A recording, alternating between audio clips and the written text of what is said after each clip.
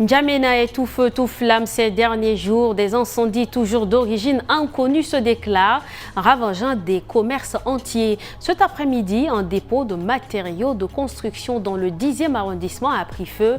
Le sinistre a été maîtrisé par les pompiers. Violence au milieu scolaire, les élèves du lycée d'Arabé en colère. Ils ont eu pour cible un enseignant qui aurait des différends avec un de leurs camarades.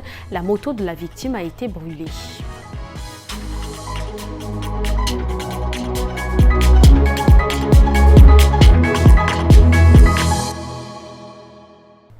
Bonsoir et merci de nous rejoindre pour le 19h45. Un incendie s'est déclaré ce midi dans le 10e arrondissement de N'Djamena au quartier Goudjita Chamosoro. Le feu, dont l'origine reste à déterminer, a ravagé un dépôt de matériaux de construction dans une quincaillerie. Les sapeurs-pompiers sont immédiatement intervenus pour maîtriser les flammes. Nos reporters Ndjekoredom Armel, Ralombay Bonaventure et Ngenaoundom Cynthia étaient sur place. Les soldats du feu, appuyés par des riverains, luttent sans relâche contre les flammes.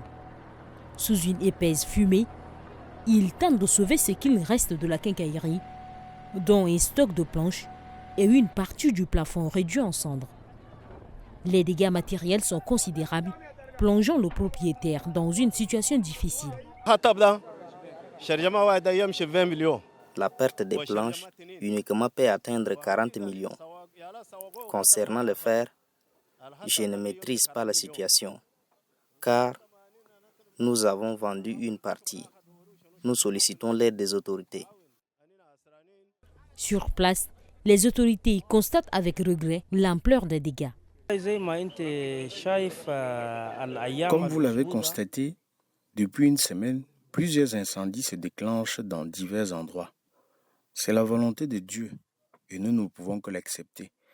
Je demande aux commerçants d'implorer la bienveillance divine. En début de semaine, une autre quincaillerie a pris feu et plus d'1 milliard de francs CFA est parti en fumée. Une énième incendie en est un record, soulevant des inquiétudes sur les causes de ces sinistres à répétition. La colère a grondé ce matin au lycée de Djarabé. Des élèves ont mis le feu à la moto d'un enseignant après un différend avec l'un de leurs camarades.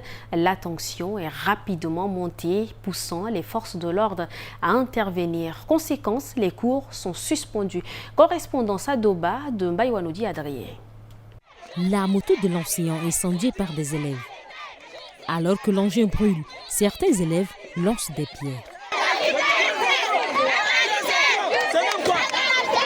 Une colère des élèves du lycée de Djarabé déclenchée à la suite des malentendus entre un de leurs camarades et un enseignant. Elle était sortie dans la précipitation, elle s'est écoulée devant la classe. L'enseignant qui était là était sorti pour s'enquérir de quoi il s'agit. Parce que le plus souvent, les élèves ont ce genre de crise-là. Quand l'enseignant était sorti, ses amis de la classe étaient sortis pour suivre l'enseignant en affirmant que c'est l'enseignant qui avait chicoté leur ami en classe, c'est ce qui avait déclenché la crise. Or, cette crise, le plus souvent, on les gère dans toutes les classes. Quand ça arrive à un moment là, toutes les filles tombent en crise et on les gère le plus souvent. Les forces anti-émeutes sont intervenues et ont dispersé les manifestants à coups de gaz lacrymogène. Les cours sont suspendus. Adrien, rendu par Ngenaoundom Cynthia, les membres de la commission de consultation citoyenne sur les enjeux prioritaires de la ville de N'Djamena, mise en place par la mairie centrale, ont officiellement démarré ce mardi 1er avril les travaux d'étude de leur cahier de charges en vue du lancement de la dite consultation sur place. Mbaïla Emmanuel à Bakar Lambert. Cette commission, composée des leaders religieux, d'acteurs de la société civile et de plusieurs autres personnalités de tout horizon, a pour mission d'impliquer les citoyens dans le processus de prise de décision pour une gouvernance municipale plus inclusive, de mobiliser l'intelligence collective afin d'identifier des solutions innovantes et adaptées aux défis de la ville, de sensibiliser la population et de susciter une prise de conscience collective sur les enjeux liés à la gestion communale. Nous, acteurs porteurs de ce projet, avons le devoir de l'aborder avec sérénité et une mentalité complètement dégagée de tout calcul d'intérêt personnel ou économique, financier ou politique. Notre seul dénominateur commun est notre volonté de vivre dans un environnement plus humain, plus sain, plus convivial et plus épanouissant. Après étude et validation de leur cahier de charges, les consultations auprès des citoyens seront officiellement lancées, conformément au calendrier et aux stratégies qui seront établies. Emmanuel, retrouvons à présent Rasomor Djemleila dans l'actualité en bref. Donc l'actualité en bref, ce mardi, le ministre des Affaires étrangères, Dr Abdoulaye Sabour Fadoul, a reçu Monseigneur Ditangar Godbe Edmond, archevêque métropolitain de N'Djamena. Ce dernier a annoncé la tenue en 2026 à N'Djamena de la grande assemblée de l'association des conférences épiscopales de la région d'Afrique centrale, un événement marquant l'intégration africaine. L'archevêque a également sollicité l'appui du ministre pour l'organisation de cette rencontre religieuse d'importance sous-régionale.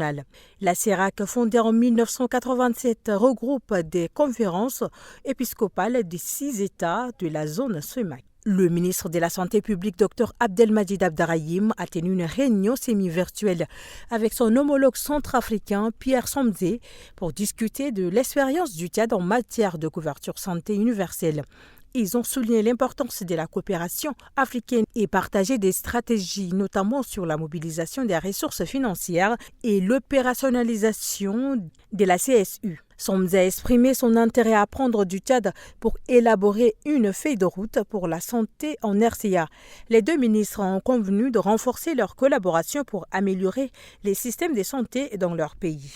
Pour finir, le maire du 10e arrondissement, Mohamed Khalil Abdelkerim, a appelé dans un communiqué daté du 31 mars les commerçants occupant les voies publiques entre le viaduc du parc de Mossoro et l'Amadi de libérer ces espaces pour améliorer la circulation. Selon le communiqué, ces commerçants ont une semaine pour se conformer, après quoi des opérations de dégagement seront effectuées. De plus, à partir du 1er avril, tout camion ne respectant pas les horaires de circulation établis par l'arrêté numéro 30 de 2024 sera saisi en raison de nombreux accidents sur les routes.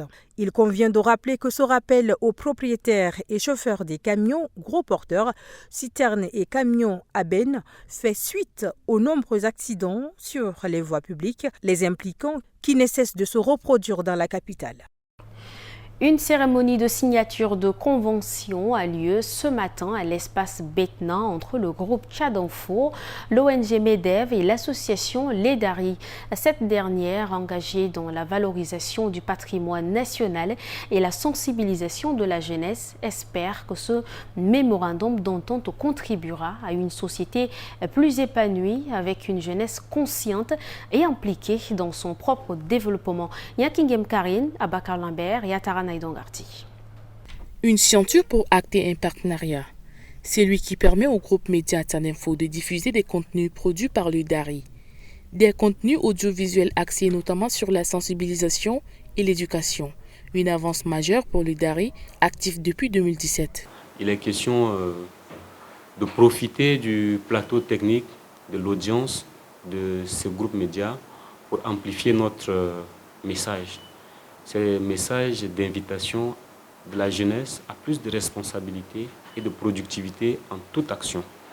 L'ONG MEDEV s'engage à accompagner le DARI dans la production de contenu et à mettre à sa disposition les ressources nécessaires. Nous allons vous accompagner dans la production de contenu en vous donnant les ressources nécessaires et aussi en vous donnant les canaux à travers lesquels on peut faire passer ces messages. On a tous à gagner et si on rêve d'un Tchad épanoui, prospère et droit dans ces boîtes qui attaquent le problème de développement, il faut outiller notre jeunesse car c'est elle qui est notre avenir. De son côté, le directeur des opérations du groupe Tchad Info, Doumdé Frédéric, assure que le média respectera ses engagements vis-à-vis du mémorandum et promet une assistance technique pour améliorer la qualité des contenus. Un mémorandum d'entente signé pour une durée de 2 ans. La nouvelle a surpris plus d'un ce matin. Khadija Saoulba s'est éteinte en France à Bordeaux. Militante active du PLD, elle venait d'être nommée à la tête du conseil d'administration de l'agence d'administration des zones économiques spéciales.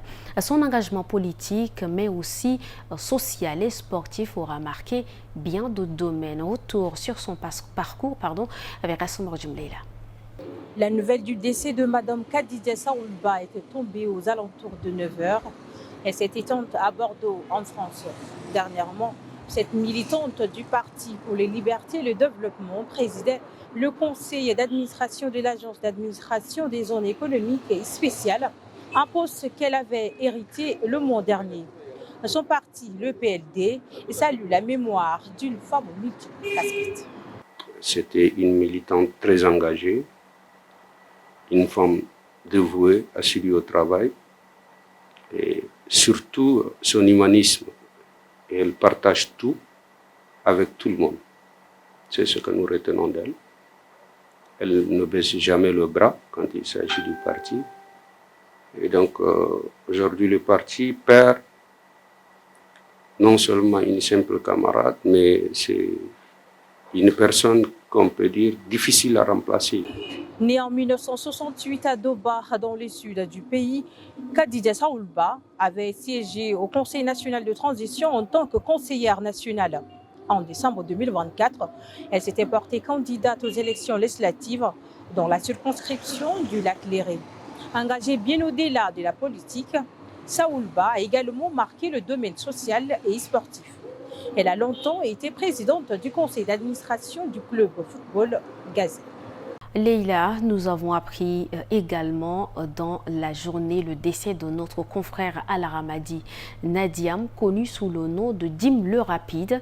Il a tiré sa révérence aujourd'hui. Il fut journaliste à l'agence tchadienne de presse et d'édition spécialisée dans la culture.